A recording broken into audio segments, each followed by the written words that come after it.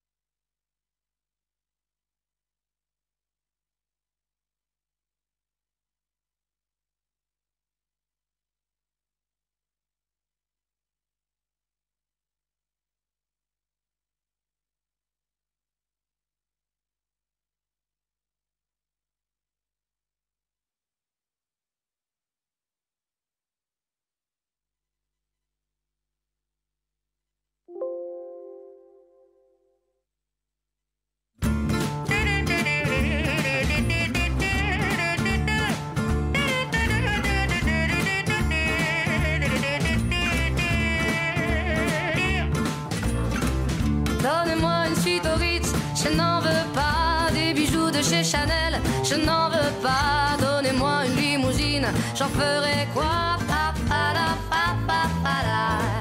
Offrez-moi du personnel, j'en ferai quoi? Un manoir à Neuchâtel, ce n'est pas pour moi. Offrez-moi la tour Eiffel, j'en ferai quoi?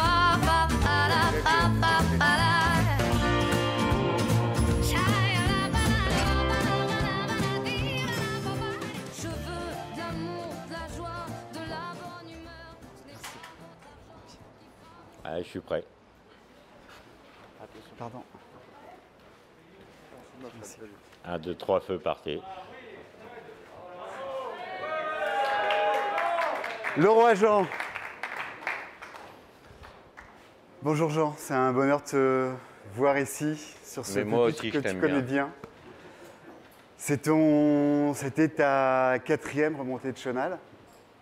Tu l'as irradié de bonheur, de ton soulagement, d'avoir amené un nouveau bateau dans ce Chenal des Sables.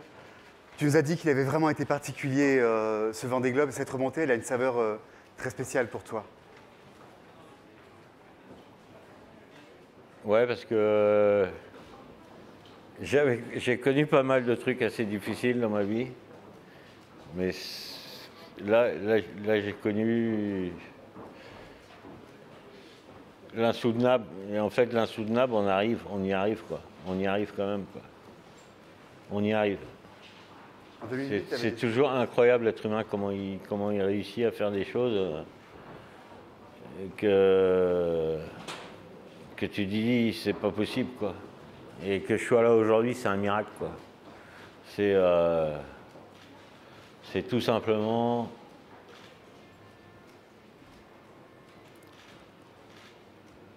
incroyable, quoi. Incroyable. Alors en plus, il y a le classement. Ce putain de classement. Qu'il y a un moment, tu t'en fous complètement du classement. Ce qu'il faut, c'est que tu arrives. Et en plus, avant-hier, j'étais 8e. Après, je me retrouve 6e. Et là, je finis 4e. Alors là, j'ai pas eu beaucoup de chance dans ma vie. Mais alors, pour ce coup-là, on peut dire que là, j'étais servi. Bon, j'ai attaqué, mais depuis les Açores, c'est sûr que j'ai un peu mis le pied dedans. Mais bon. Ce que tu as vécu là sur Vendée, c'est plus dur qu'en 2008 ? Comment ? Ce que tu as vécu là sur Vendée, c'est plus dur que ce que tu as vécu lors de ton chavirage ? Ah oui. Ah bah oui, parce que le chavirage, si tu veux, c'est un truc, en fait. Tu es sur un bateau, il chavire. 19 heures après, il y a Vincent qui vient te chercher. Ce n'est que 19 heures. Ce n'est pas un mois et demi. Tous les jours, chaque heure, chaque vague. Tu nous racontes ? Comment ? Tu nous racontes ? Bah, c'est-à-dire que quand j'ai débarqué Kevin sur le Nevos, j'étais dans le front chaud. Et puis le lendemain, je vais voir à l'avant, le bateau était délaminé. Donc quand tu as la coque, si tu veux, qui bouge de 5 cm comme ça et que tu as la mousse qui craque, tu te dis putain, ça va péter d'un moment à l'autre. Si ça pète, tu coules. Et là où on était, si tu veux, il fallait que je trouve une solution. Donc j'ai réparé une première fois avec des cloisons, j'ai découpé les ballages avec du carbone jusqu'au cou. Pas assez de résine évidemment. Au final, il me reste un demi-tube de Sika, même pas. Donc ça veut dire que ça l'a fait quand même. Et après ça a repété quand on a eu... on est monté nord à un moment avec beaucoup de mer. Ceux qui ont vécu ça, ils doivent s'en rappeler. Là, ça a repété. Donc, arrêt deuxième fois, réparation, temps de séchage. Et là, c'est chaque jour, tu te dis, il ne faut pas que ça tape. Chaque heure, tu te dis, je voulais plus aller devant. Et avant-hier, j'ai dit, je me remets plus les pieds devant, je peux plus. Et parce que tu ouvres la trappe, tu regardes avec ta pile, putain, ça a tenu et tout ça tous les jours. Chaque vague, tu te dis, putain. Donc dès que ça tape un peu trop, tu dis, bon, de toute façon, j'utilisais plus les ballasts.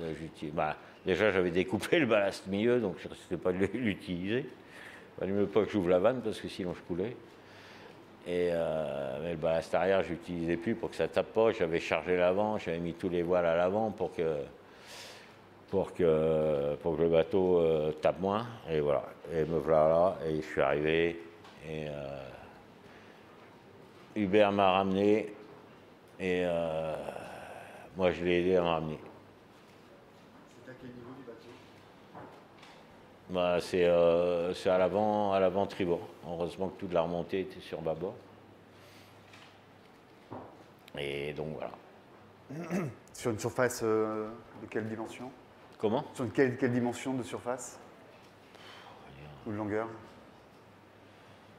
1,40 m par 700. Mais après, ça peut se propager. Si jamais tu trouves pas la solution, parce que réparer un truc qui bouge comme ça, tu vois, pour le stabiliser déjà, pour faire les injections de résine, donc c'est tout un bordel. Tu as senti qu'il y avait une rupture, une casse ou... Comment? Tu as senti que ça avait cassé, que tu avais touché À un moment, tu ouvres la trappe, tu entends... tu dis, oh putain, là c'est pas bon. Et puis, bon, je suis un peu du métier, donc je sais de quoi on cause, quoi. Mais bon, c'est des histoires, en fait, que je vais pas raconter avant, parce que ça servait à rien. Maintenant que je suis là, au moins, c'est fait. Et puis, voilà, quoi. Ça, c'est derrière. Voilà ce pourquoi je dis que c'était très difficile, très dur. C'était de la grosse mer quand ça a pété ou... Ah mais je sais pas quand ça a pété. Ça a pété peut-être sur le reaching quand Kevin a pété aussi, peut-être peut-être au fur et à mesure, peut-être on ne sait pas en fait. Et on s'en fout d'ailleurs, au final.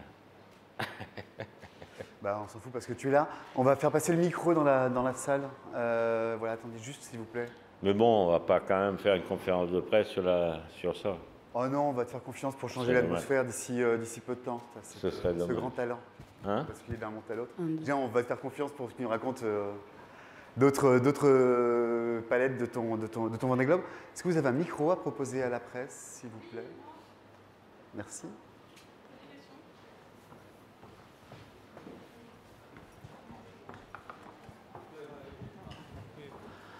Ouais, Jean, est-ce que tu repartiras? Parce que ce que tu nous racontes là, est-ce que c'était le Vendée Globe pas de trop, mais est-ce que vraiment t'en ras la casquette, quoi? Plus envie d'y aller, quoi. Trop dur. J'en sais rien. Là, je suis à chaud. C'est sûr, tu me dis repars demain, non. Ça, c'est sûr. Maintenant, c'est à chaud. De toute façon, cette question-là, on me la pose à chaque fois. Que ce soit cassé ou pas, c'est quelque chose de très banal. À chaque fois, on te demande ça. Est-ce que tu repartiras? En fait, t'en sais rien. T'imagines, là, je viens de passer la ligne d'arrivée, là, il y a 5-6 heures, je sais pas combien. Là, je suis content d'être arrivé. Voilà, je suis là. C'est tout. Après, le reste, ma vie, elle va continuer, elle va changer, voilà. Il va se passer autre chose. Moi, ce projet-là, je suis dessus depuis un sacré moment.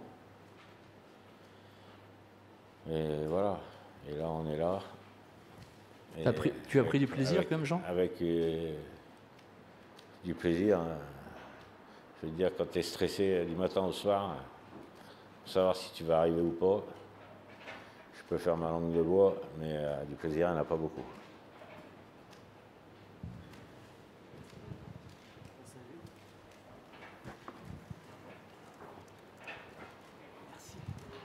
Bonsoir Jean et ravi de t'avoir. Tu as dit tout à l'heure que la 4e place, c'est la place du con. Alors je voulais savoir si le con, après les grosses difficultés qu'il vient de vivre, il éprouve un sentiment de fierté. Ouais, parce que les places du con, je veux dire qu'on a fait un paquet au Figaro. Parce que quand tu gagnes 3 Figaro, si tu veux des places de con, on t'en a fait un paquet. Donc forcément, place de con, 2 t'as pas gagné, 4 t'es pas sur le podium. Bon, c'est pour ça que j'aime bien le 1, le 3, le 5, et puis le 8, je sais pas pourquoi. Et donc j'étais 8, donc finalement j'étais bien à 8. Bon. Et les choses ont fait que bon, je finis 4 à la place du con. Donc en fait, ce que j'ai fait, c'est que j'ai soulagé l'éventuel con qui aurait pu être à ma place.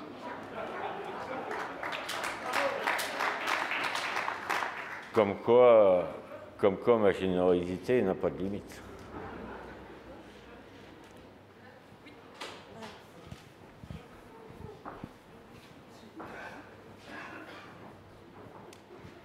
Oui, Jean, qu'est-ce qui t'a poussé finalement? Tu nous as dit qu'à 2 reprises, tu avais pensé à l'abandon.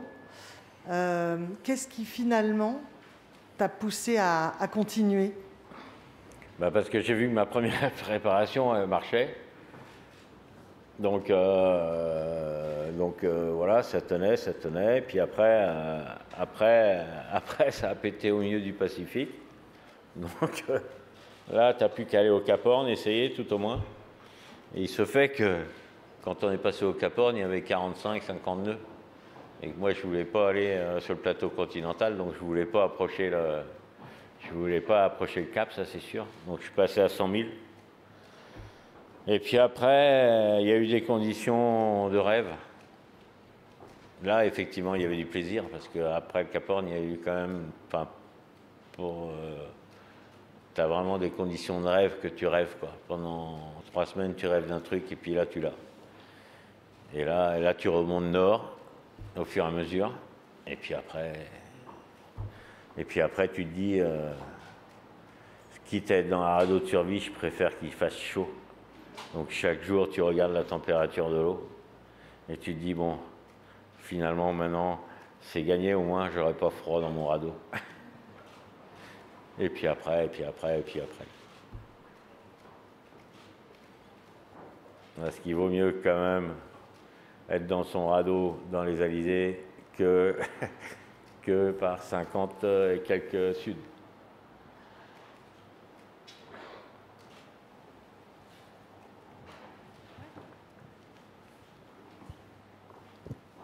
Oui, Jean, bonjour.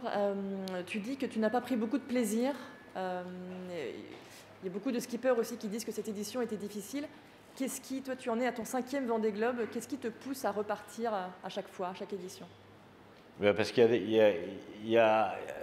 Là, je parlais par exemple, si tu veux, de... Toutes les choses sont relatives. Quand par exemple, tu es dans le sud, tu vois, et que tu as froid, machin, et que tu as tous ces emmerdes-là, et que par exemple tu remontes sur de la mer plate et tout, et que là c'est le rêve, c'est des extrêmes. C'est-à-dire que c'est des choses qui sont inatteignables au quotidien. C'est-à-dire que c'est pour ça que j'ai fait c'est pour ça que la chanson tout à l'heure de Johnny, et ce que j'ai fait, c'est que faut-il connaître le mal pour connaître le bien? Faut-il connaître le malheur pour connaître l'amour? Et ça, c'est des questions que je me suis posées, vraiment, parce que c'était quelque chose de très, très réel. Et la personne qui a écrit toutes ces chansons pour Johnny, notamment celle-là, c'est ça. Parce que les extrêmes, c'est vraiment c'est vraiment ça une bonne partie du Vendée Globe. C'est-à-dire que tu passes de moments hier, le hier et le lendemain n'ont rien à voir sur un Vendée Globe. Et à chaque jour. Alors après, si tu commences à cumuler les emmerdes, ça devient l'enfer. Et après, quand t'en sors, etc., ça devient le bonheur. Il y a 2 jours, pour moi, c'était assez difficile. Il y a peut-être une semaine ou 2, c'était encore l'horreur. Et là, aujourd'hui, c'est incroyable. C'est incroyable. Cette ligne d'arrivée, qu'il pleuve, qu'il neige, machin, tu t'en fous. Tu as passé la ligne. Tu restes 4 heures d'adire dans le bateau. Tu arrives. Et là, tu as tous les gens là qui sont là, qui te témoignent de ce que tu leur as fait vivre. C'est génial. Mais ce n'est pas que génial. C'est génial dans des proportions hors du commun. C'est-à-dire que ce soir, par exemple, dans le Chenal, tous les gens qui étaient là, à 2h ou 3h du matin, t'imagines? C'est pas le mec qui se promène pour faire du lèche-vitrine chez Carrefour, quoi. Tu vois, les mecs, ils sont là, quoi. Et tu sens cette âme-là, cette profondeur, cette sincérité. Et ça, c'est beau. Et cette beauté-là, jamais tu peux l'avoir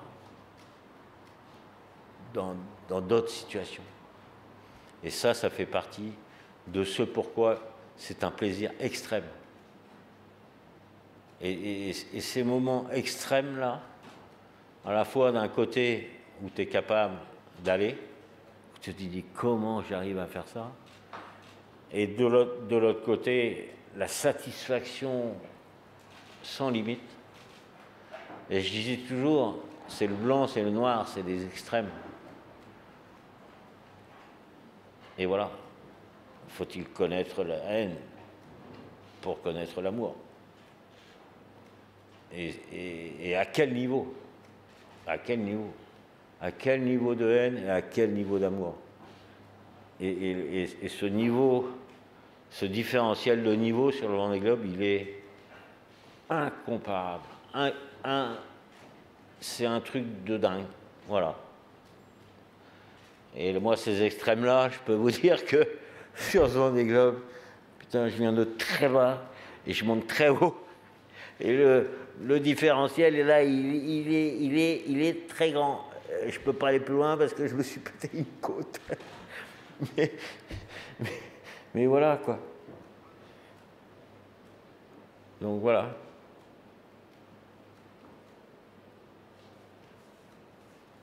Je ne sais pas si je me suis bien fait comprendre. Si? Ouais, Jean, est-ce que tu as conscience de ce que tu suscites à terre auprès des gens, de cet engouement, cette espèce de magie dingue qui est autour de toi? Comment t'expliques ça? Les enfants qui te font une vidéo, le président de la République qui te prend en visio, enfin, on est dans un autre monde. Comment t'expliques ça, toi? Bon, je sais rien, hein, je sais pas. C'est que... Je sais pas. Je l'explique pas, d'ailleurs. Moi, j'explique rien, en fait. Puis j'ai rien expliqué. Moi, si le président il m'appelle, il veut me parler, il me parle et c'est tout. Moi, je lui dis salut Manu et puis voilà. N'oublie surtout pas. N'oublie surtout pas que trop dire fait rire et bien faire fait taire. Et ça, il s'en rappelle. Non, c'était très sympa avec Kevin. Et puis voilà. Donc c'est des choses, voilà. Ça fait pas partie des extrêmes, hein, dont je parlais tout à l'heure. Hein. On est d'accord. Hein. Jean, comment tu imagines tes prochains jours de terrien? Ah, j'ai pas encore imaginé quoi que ce soit. Je sais pas. Je sais pas encore. Qu'est-ce que... Je sais pas. Qu'est-ce que c'est bien de ne pas savoir. Parce que ça dépend des cas. Ne pas savoir, c'est bien. Dans ce côté-là, c'est bien. Jean, tu as tendance à beaucoup t'épancher. Pourquoi t'as pas raconté tout ça? Bah parce que si tu veux raconter ce genre de choses, ça aurait forcément suscité des polémiques. Et pourquoi? Alors, cas de figure, je reste au milieu. Et pourquoi il ne s'est pas arrêté? Et pourquoi ceci? Et pourquoi cela? Et tati, et ta terre. Donc j'ai dit, bon, attends. J'ai dit, tu fermes ta gueule, soit tu restes au milieu, soit tu arrives. Et point. Donc, et si tu veux, ça ne concernait pas le reste du monde. Donc,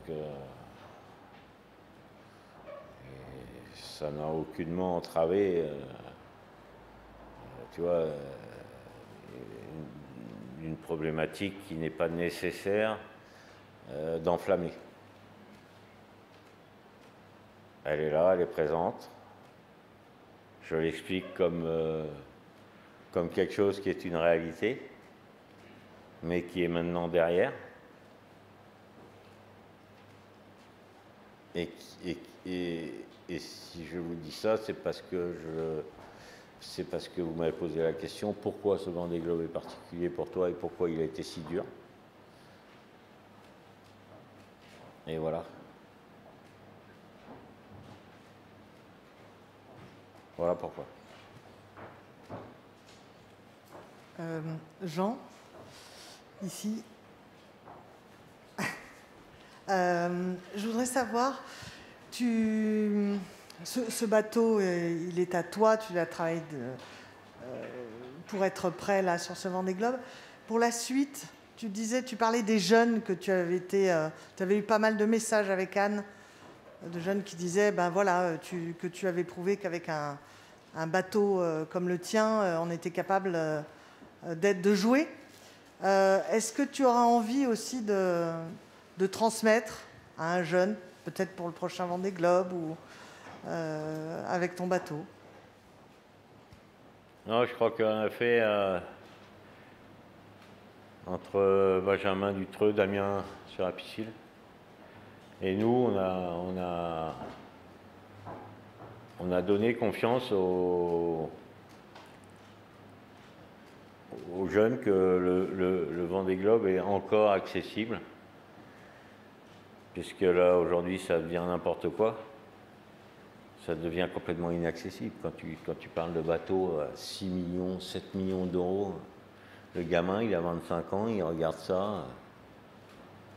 Voilà. Ou on t'a tiré au sort dans un casting du multinational, et à ce moment-là, tu peux participer. Et sinon, tu restes sur la touche. Et là, je pense que, ou tout au moins, j'ose espérer que cette édition du Vendée Globe permettra aux organisateurs de regarder le futur d'un autre regard. Et je pense que c'est important et essentiel, parce que les bases du Vendée Globe et les fondements du Vendée Globe étaient l'accessibilité aux PME et l'accessibilité aux jeunes. Et ça, c'est des vraies valeurs. Alors, quand on a dit ça, trop dire fait rire, bien faire fait taire. Et j'espère qu'on va bien faire. Voilà, si j'ai bien répondu à la question. Oui, oui. Tu disais que tu t'étais cassé une côte pendant le... Oui, j'étais en train de pisser dans le seau. Et excuse-moi Damien, mais bon, j'ai la chance d'avoir deux mains. Mais même avec deux... mais même avec deux mains.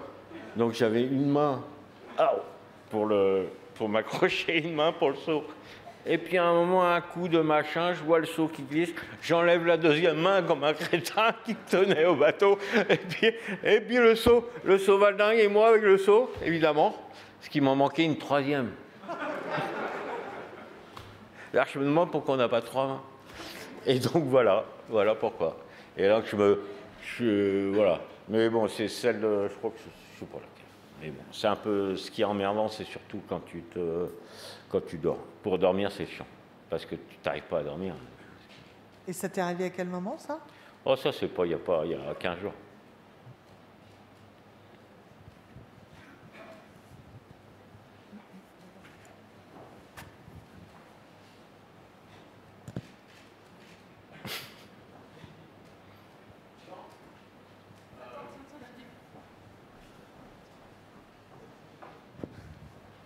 Tu as beaucoup parlé des foilers encore hier soir, en disant que ces bateaux n'étaient pas forcément adaptés au Vendée Globe. Néanmoins, ce sont quand même des foilers qui sont devant. C'est un foiler qui est premier sur la ligne et un autre foiler qui remporte le Vendée Globe. Est-ce que ta position elle a un peu évolué ou pas du tout, et que tu considères que ces bateaux-là ne sont définitivement pas faits pour le Vendée Globe? Je pense qu'on n'est pas... Je pense que... T'imagines qu'ils n'ont même pas mis 24 heures, un bateau de 2007. Il y a un moment, si tu veux, il faut se poser des questions. Donc les deux plus gros budgets de la course, qui étaient Charal, étaient out au départ. Après, tu as Hugo Boss, qui étaient les deux leaders absolus, avec des budgets qui font peur, même aux anciens. Alors les jeunes, ils sont complètement effrayés. Paf, ils rentrent à la maison. Je sais pas. Kevin qui casse en deux. Avec une inversion négative de foil, il y a des chances. Alors forcément... Un foil qui ne va pas vite, c'est pas très dangereux. Pour une Formule 1, tu l'as fait marcher à 60 à l'heure, avec ma 4L, pas de souci. T'as regardé les vitesses? Quand ils vont plus de 20 nœuds, c'est le miracle. Nous, on fait 19,5. Moi, on me parlait de 30 nœuds, 28 nœuds, machin. Ça, c'est la réalité, quoi. Forcément, la réalité... Mais ça, c'est des chiffres, quoi. Je veux dire, moi, je suis bête et con. Hein. Ça fait... Les journalistes qui aiment bien les pourcentages, ça fait quoi 23 heures sur 80 jours, en pourcentage. Donc, je sais pas. Je sais pas. Moi, j'ai pas... Ce que je sais, si tu veux, c'est que... C'est pas foiler, pas foiler, on s'en fout. C'est les valeurs essentielles qu'il faut descendre. C'est l'accessibilité aux PME, c'est d'avoir des choses raisonnables, c'est de donner de l'espoir aux jeunes, ça c'est des valeurs. Après les détails, les morceaux de carbone, les trucs, les machins, on s'en fout. On adapte les choses aux choses. Mais là, Mais là, on est dans un truc de malade, quoi. Les bateaux, ils vont à 30 nœuds, voilà, entre Belle-Île et Quiberon, quoi. Mais dans le sud, mais oui, dans le sud, si tu veux, je croise Damien, on se chope à la VHF, tu sais, quand on s'est croisés, là. Toi, tu étais avec Boris, là. Et puis, Damien, il me dit, ouais, moi, je suis depuis 3 ou 4 jours avec lui, puis moi, je descends mieux, lui, il fait un peu plus de cap, et au final, on fait pareil. Bah, de toute façon, si on faisait pas pareil, sur 80 jours, il n'y aurait pas 24 heures d'écart, ou alors... bon, c'est vrai que j'ai une formation, et j'ai pas une formation littéraire, mais mathématicienne. Mais enfin bon, je pense que même un littéraire pourrait comprendre. Ouais, Jean, tu dis ça, mais à une époque, tu avais des bateaux, des multicoques-Orma qui étaient des bateaux parmi les plus chers, tu avais des IMOCA qui étaient parmi les bateaux les plus développés qui coûtaient le plus cher. Le discours, il a évolué au fil de temps aussi. Ouais, bah alors moi, vas-y, raconte-moi la fin. D'accord, mais à l'époque, tu étais dans cette mouvance-là, vous étiez tous avec des bateaux qui coûtaient super cher et qui étaient casse-gueule et qui cassaient. Aujourd'hui, le discours, il a évolué, mais tu as connu cette époque-là. Comment est-ce que tu fais pour empêcher l'inflation des budgets? J'ai connu cette époque-là, mais l'Orma, elle s'est cassée la gueule, et bien évidemment, heureusement que, par exemple, en Figaro, on est passé en monotype, hein, parce que sinon les trucs n'existeraient plus. Hein. Cette course-là n'existerait plus. Donc, il y a un moment, il faut repenser les choses. Il faut mettre les choses à plat. Je ne dis pas, je ne connais pas les solutions. Une chose qui est certaine, c'est que dans la période actuelle, dans le moment où on vit aujourd'hui, je pense qu'on n'est pas dans le raisonnable. C'est tout ce que je dis. Alors, si on n'est pas dans le raisonnable, on est dans le déraisonnable.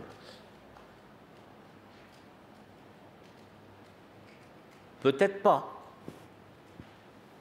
Mais moi, c'est mon impression. Troisième paire de foils, V1, V2, V3. Combien la paire? 500. Ok. Toi, c'est le prix de ton bateau. Ah. Combien? Ah bon? Les mecs dans les équipes techniques, ils n'en peuvent plus. Ah, le bateau, il sort, il rentre, il casse. Et on refait. Ah. Alors, vous faites chier? Ouais, on se fait chier parce que il n'y a aucune vision. Donc, à chaque fois, on rajoute une couche, une surcouche, une recouche. Ah ouais, la V1, j'ai fait la V1, la V2, la V3. Bon, finalement, la V1, elle était mieux que la V3. Bon, je vais prendre la V1. Bon, vous me changerez ma paire de feuilles, s'il vous plaît. Ok. D'accord. Bon. C'est une... je ne sais pas si c'est ça qu'il faut faire. J'ai pas l'impression. Tout au moins. Peut-être que si, mais j'ai pas l'impression. Je pense qu'il faut... Voilà. Moi, j'ai pas de solution, mais je pense que, encore une fois, en mettant les choses à plat, on arrivera à trouver au moins des choses intéressantes à faire pour le futur. C'est sûr que si on se pose pas de questions et que tout va bien, bon, ok, mais je suis pas sûr. Honnêtement, je suis pas sûr. Et le constat est là, quand même. Parce que reprenez tout ce qu'on est là, il y a 3 mois avant le départ. Faisons la photo de notre esprit, de notre vision de la flotte qui était là. En étant honnête avec soi-même. Et regardons 3 mois plus tard, aujourd'hui, qui sont des moments extraordinaires, si on n'est pas capable de profiter de ce différentiel de changement de ce que tu as dans la tête de hier à aujourd'hui, et que tu n'en tires pas des conséquences, je pense que là, il faut se poser des questions. Enfin, moi, je m'en pose toujours. Hein. je m'en pose pas comme ça, tati à terre, quoi. Je dis, mais c'est pas possible, quoi. Je dis, c'est pas possible. Un jour, il y a 4 ans, avec mon bateau, là, il y a 4 ans, j'ai mis le temps du premier. Et là, j'ai dû mettre un jour de plus. J'ai mis 80 jours et les brouettes, il y a 4 ans. Non, Oui, c'est ça. non, mais je veux dire, on est tellement dans le grotesque, tu vois, qu'on ne va pas pignoler sur un jour. Parce que normalement, Hugo Boss devait faire 69 jours. Ah, Comment?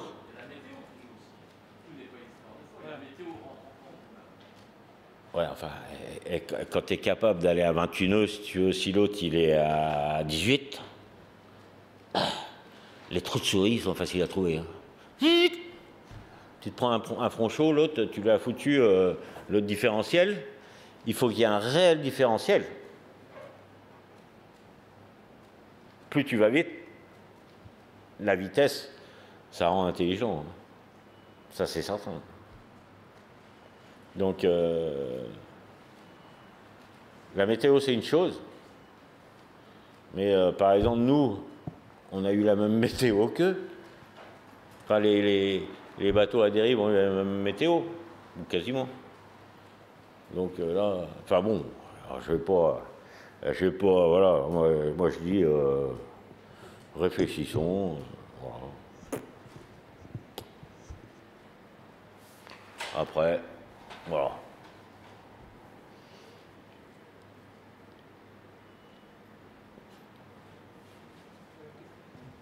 Cela dit, Jean, tu as un âge certain. Est-ce que physiquement, ça devient limitatif? Comment? Enfin, tu as un âge certain. Est-ce que physiquement, ça devient limitatif? Enfin, est-ce qu'on peut continuer à faire le Vendée Globe en n'ayant plus 20 ans, 30 ans, 40 ans? Non. Alors là, c'est pas limitant du tout. Le facteur physique sur un Vendée Globe, c'est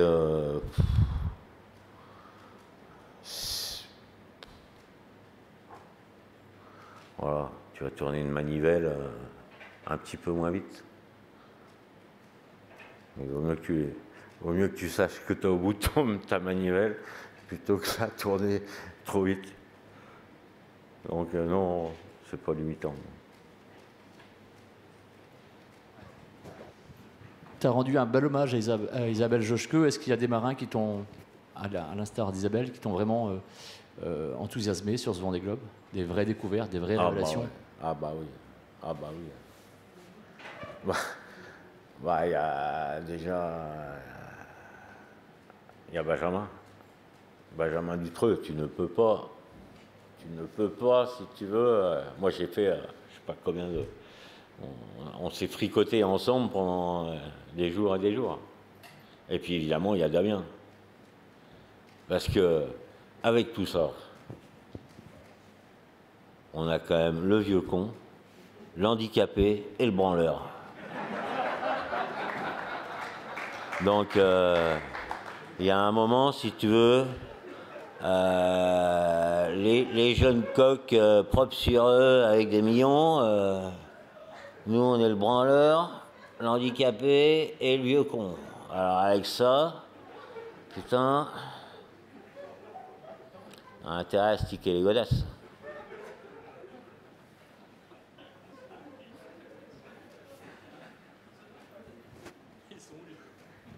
Est-ce que Damien est là? Il peut nous dire ce qu'il en pense, peut-être?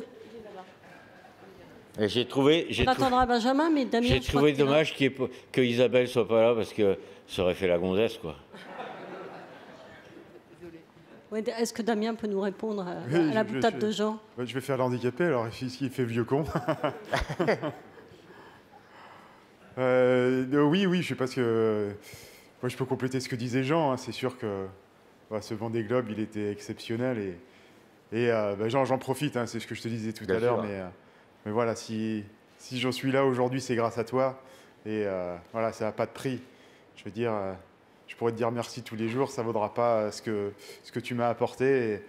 Et voilà, c'était un truc incroyable à partager avec toi pendant ces 3 ans avant le Vendée. Et puis, il n'y a pas un seul jour sur cette course où je n'ai pas pensé à toi, où je n'ai pas regardé ta position, où je ne me suis pas inquiété pour toi aussi. Quand je voyais que tu avais des soucis, ça je le savais. Tu m'as dit des choses à la VHF que tu ne disais pas aux autres, certainement. Mais voilà, donc c'était extraordinaire. Et voilà, j'ai simplement envie de te dire merci parce que quand j'ai eu ce rêve de faire le Vendée, forcément, moi aussi, je rêvais à des bateaux avec des feuilles, à des millions et tout ça. Et puis, tu as su me faire regarder l'essentiel. Et l'essentiel, c'est avant tout un bateau qui flotte, un bateau qui arrive. Et ça fait toute la différence parce qu'il y en a qui ont des millions, mais qui sont chez eux à la maison. Et ben, nous, on est à l'arrivée.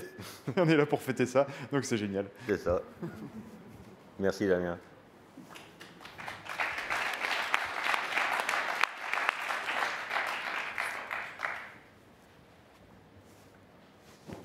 Pourquoi Benjamin, il te plaît tant, Benjamin Dutreux? Qu'est-ce que tu trouves de bien chez ce jeune homme? Ah bah, il est dessus, hein. Parce que d'abord, ce bateau-là, si tu veux, il l'a récupéré. C'est un des meilleurs phares, hein. C'est une des meilleures carènes de chez Phare. C'est la carène la plus étroite qui a été faite à l'époque et qui était un excellent bateau. Et que Bilou a bien connu d'ailleurs, et d'autres. Et d'ailleurs Jojo aussi, hein, quand il s'appelait Biki. Et parce que je trouve que, putain, il est bon, quoi. Tu vois, dans les options, dans la vitesse, avec ce qu'il a, il fait super bien avec ce qu'il a, quoi. Il sait aller vite au bon endroit, il est intelligent dans sa stratégie, il est... voilà, et c'était... non, c'est... Celui-là, c'est un bon, c'est sûr. Pas de doute là-dessus.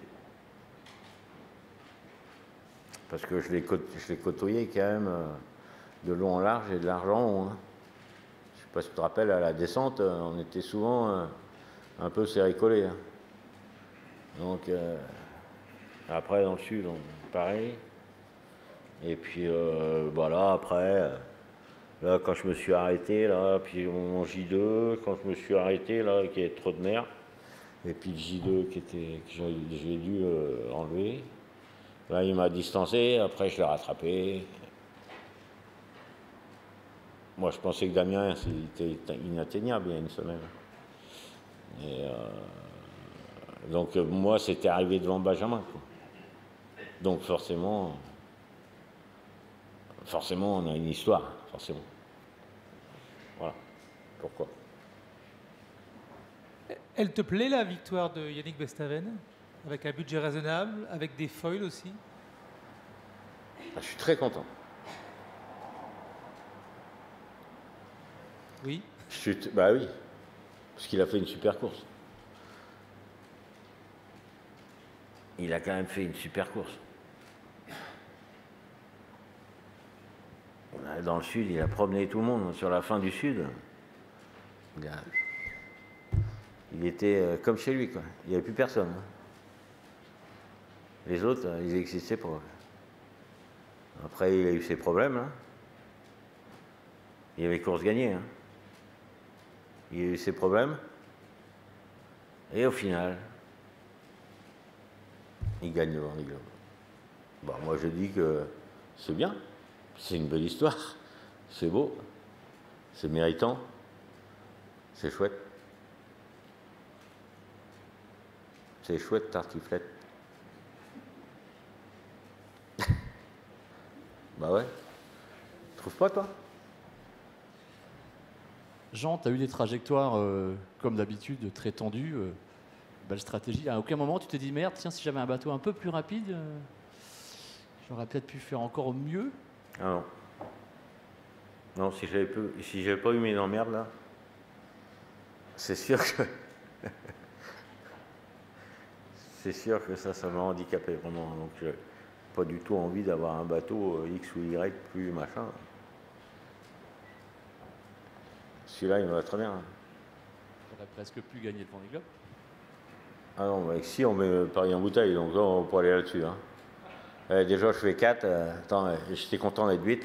Donc, putain, en plus, je dis, moi, j'aime bien le 1, le 3, le 5 et le 8. Alors bon, 8, ça m'allait bien. Donc après, on me dit, tu peux faire quoi 6. Bon, 6, bon, ok. Bon, faire 6. 5, ça n'a même pas existé. Ça a dû, 5e, la place, elle a dû s'ouvrir pendant 4-5 heures. Et puis, je ne savais même pas que je pouvais faire ça. Je ne le savais pas. C'est ce matin, en fait. Normalement, je devais arriver là, pédale douce. J'étais devant... mon objectif, c'était à Piscille, premier monocoque. À la limite, l'autre spoiler, je m'en foutais. Donc, je dis, bon, je rentre tranquille. Et puis, là, il me dit, mais tu sais que tu peux arriver devant Boris Herrmann. Boris Herrmann, il est à peine d'âge devant, tu vois. Et en fait, ça s'est réduit comme Pontcharrat, j'ai l'impression. Je n'ai pas tout suivi, hein. Parce qu'on ne peut pas tout suivre non plus. Hein.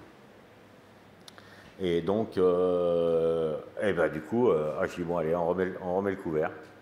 Parce que tu sais pourquoi que je suis à fond depuis 2-3 jours? Parce que la marée, je savais que je pouvais rentrer à 19h. Donc tout le boulot que j'ai fait pour la marée, ça a niqué Boris Herrmann et le bateau bleu. Et c'est la marée des Sables d'Olonne. Comme quoi il y a des trucs. Et j'étais là, putain, je faisais des routages, ouais, je serai à 19h30, je vais peut-être gagner, je vais peut-être me faire 95%. Ouais, alors j'étais là avec mon routage à 95%. Putain, j'y arrive pas, putain. Ça, je gagne une demi-heure sur 2 jours. Et au final, je fais 4. Comme quoi les histoires, elles sont incroyables. Il y a des histoires partout comme ça.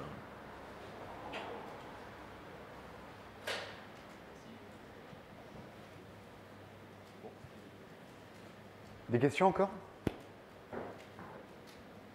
On a... bon, s'il n'y a plus de questions, Jean va... une petite question. Oh là, Son Altesse Jean-Louis Touzet. Mais quoi? Jean-Louis qui a une petite question. Bonjour Jean. Bonjour Jean-Louis. Pour finir le lot des questions, j'aimerais avoir ton avis sur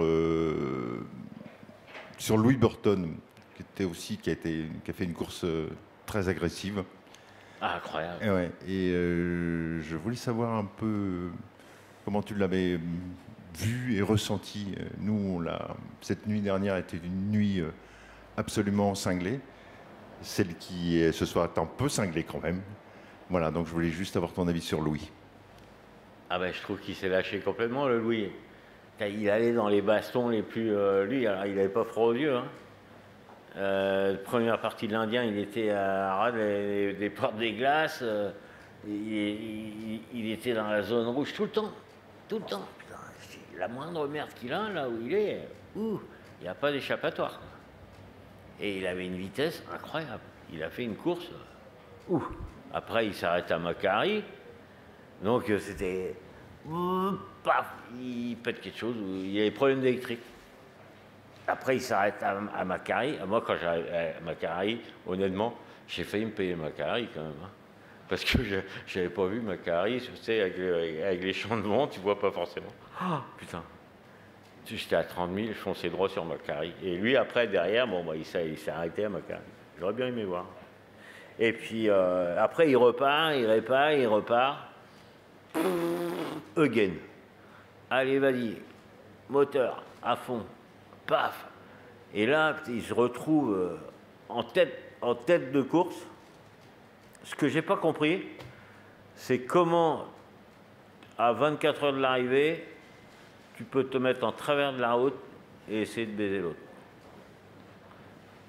Tu vois, dans l'espace timing. Comment à vitesse zéro, si tu veux, même si l'autre fait 5 nœuds rapprochant, là j'ai trouvé ça un peu extrême. Mais bon, il y avait certainement une raison. Mais non, j'ai trouvé qu'il a animé le Vendée Globe de façon extraordinaire, quoi. Il s'est lâché, le Louis. J'ai trouvé que ça avait du caractère. C'est-à-dire que sa course, elle avait vraiment du caractère.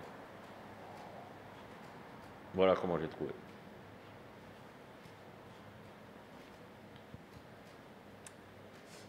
Merci Jean. On a un confrère de la baie de Morlaix ou d'Ille-et-Vilaine qui a dit que tu avais beaucoup marqué notamment les enfants.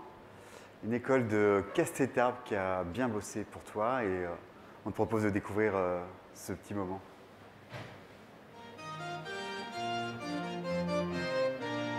Chaud devant, il y a le mer qui gréboule. Sur les océans, il va prendre la houle. C'est le roi Jean qui a pas besoin de rame. Un souffle de vent et il y a Jean qui fout calme. Tu fais danser ton joli bateau blanc dans les alizés, les 50e hurlants, dans les dépressions et les anticyclones. Tu passes comme un avion vers les sables d'Olonne. Chaud devant, il y a Hubert qui déboule. Sur les océans, il va prendre la houle. C'est le roi Jean qui a pas besoin de rame. Un souffle de vent et il y a Jean qui fout calme. On a percé le mystère sacré Jean. Comment tu t'es glissé en haut du classement? Y a pas que le code 0 et puis le grand Génac. Y a aussi les rivaux et le château Ténac. Chaud devant, y a Hubert qui déboule. Sur les océans, il va prendre la houle. C'est le roi Jean qui a pas besoin de rame. Un souffle de vent et y a Jean qui fout calme. Tu passes une nuit dans l'Indien à chercher le radeau confetti de Kevin Escoffier. Quand tu le hisses à bord, enfin c'était gagné. Les albatros alors se sont mis à pleurer. Chaud devant, Hubert va arriver. Écoute comment le cheval va chanter.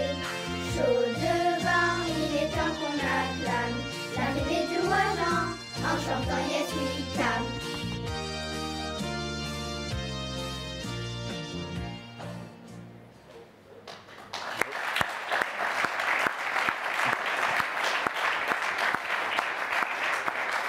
Ça, c'est beau. Merci. Ça fait plaisir.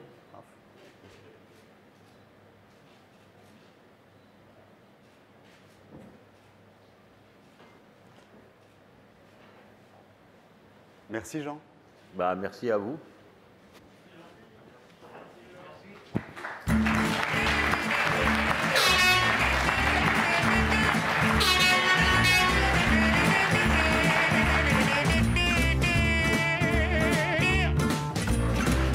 Donnez-moi une suite au Ritz, je n'en veux pas. Des bijoux de chez Chanel, je n'en veux pas. Donnez-moi une limousine, j'en ferai quoi?